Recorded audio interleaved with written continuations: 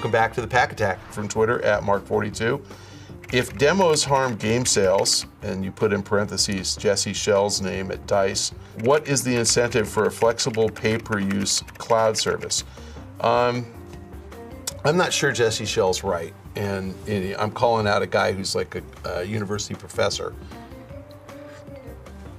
I mean, I understand his point, and I'd say if a demo proves to you that the game is good, you're more likely to buy it. And if the demo proves to you the game is a piece of crap, you're less likely to buy it. I wish I could remember the game. I think it was Stuntman, but it might have been Juiced. Anyway, many years ago, before THQ went out of business, they made a big bet. I'm pretty sure. Well, anyway, they bought Juiced and they bought Stuntman out of, I think, the Atari or the Acclaim bankruptcy, one of those many bankruptcies that we had in the last 10 years.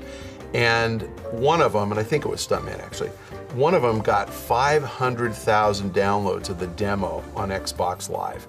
And they bragged about it. You can look this one up, I don't remember, it was probably 2005 or 6.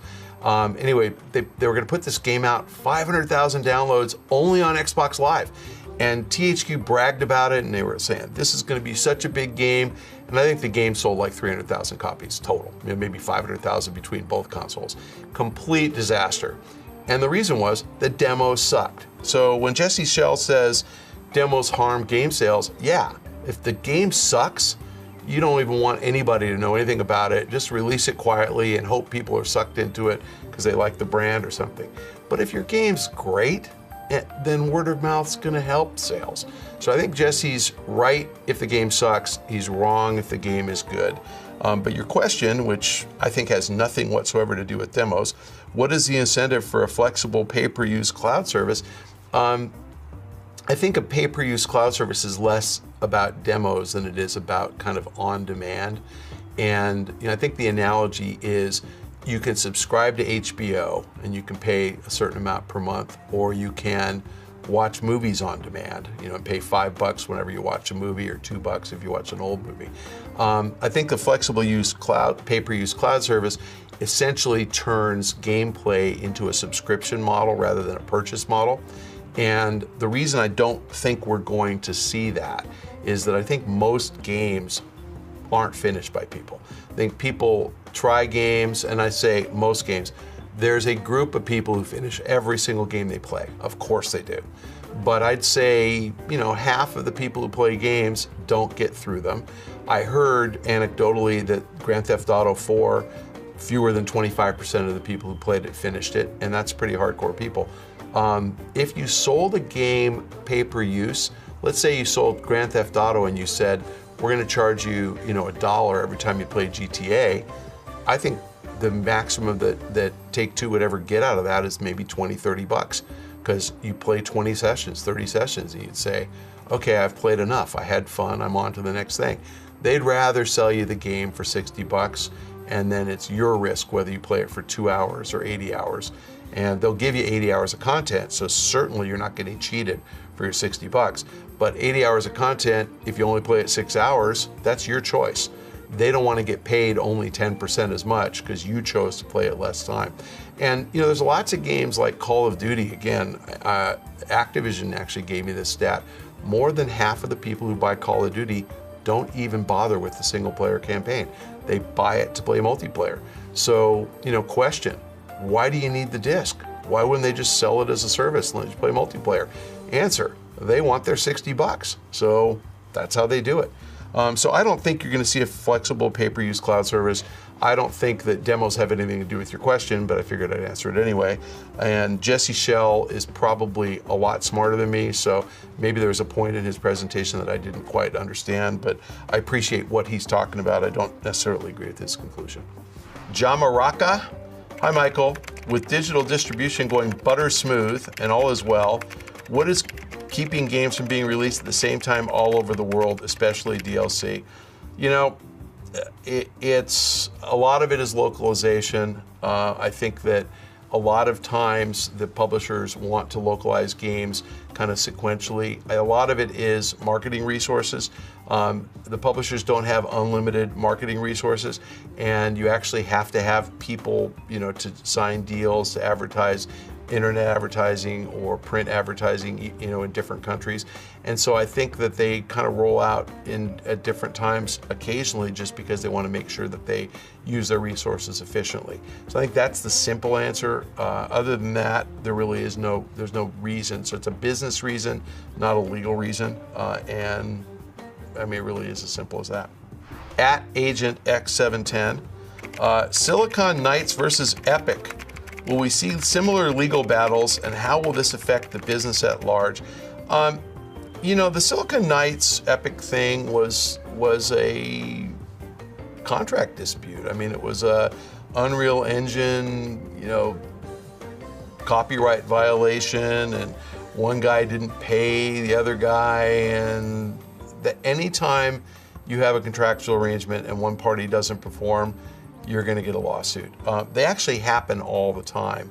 I don't think that they typically end up in a studio kind of not producing any games for several years. So the Silicon Knights thing is probably pretty unique. But you know, you had Activision suing the Respawn guys and suing EA, and that suit got dropped. You had you know, the ex-Infinity Ward employees suing Activision for bonuses. You've had EA suing Zynga, which just got settled. I mean, lawsuits happen all the time. I'd say there are 4 or 5 of these a year. You had THQ and WWE suing Jack Pacific a few years ago. This stuff just goes on all the time. Fortunately, most of you guys don't have to worry about it. I actually have to worry about it. I have to talk to investors about it. But I see so much litigation, I can't even tell you. And so, yeah, you're going to see similar legal battles. They're going to go on forever. If you think about intellectual property, and the Unreal Engine is intellectual property, what else does Epic have other than their intellectual property? I mean, they're in the business of selling games and licensing Unreal Engine, and if they can't make sure that they get paid, you know, a fair amount for the use of their proprietary technology, they have to sue, and I get it. I mean, they may be wrong occasionally, they may sue the wrong guy. We saw a lawsuit between Bethesda and the former Interplay guys on the Fallout, you know, MMO. I mean, this stuff just goes on all the time. It doesn't get that much press, and I think it's because the gaming press is generally incompetent to discuss legal issues. I'm a lawyer, that's one of my many degrees. I love talking about legal issues, but not to gaming forums, because my favorite of the gaming reporter guys is Alexander Slawinski at Joystick. Alexander is smart enough to know what he doesn't know, and so whenever we talk about legal stuff, he says, all right, got it, can you dumb it down for my readers? And I have to very patiently kind of put things into words that he can print, because this stuff is just not easy. I get a lot of crap on the internet for saying things that aren't entirely accurate, and a lot of the time it's because I'm dumbing it down for the readers. If I talked absolutely specifically, especially on legal issues, I think most of you without law degrees wouldn't understand it. So yes, more legal battles. No, it's not going to change the way the game business is run. So no real impact. Okay, fellow babies, thanks once again for joining us on this week's Pach-Attack. If you have questions, please direct them to the link below, or you can ask questions on Twitter. I am at Michael Pachter. If you'd like a direct message, follow me on Twitter. If you want a question answered on the show, send it to Michael Pachter and copy @Rohan Likes Pants, because Rohan, my producer, picks all the questions for the show.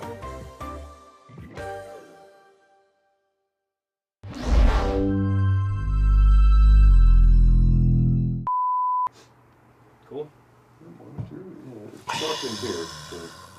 See all of our shows and game reviews now on the brand new GT app on Xbox Live, and the GT Originals iOS app too. Clicking on the videos to the right of me. Wow. And you can put like right here. To the right? To my right? To that right? There we go. That right, yeah. Okay. Hey, fellow babies, you can check out more Pach-Attack videos on GameTrailers.com by clicking on the videos to the right of me. This is not a profit deal.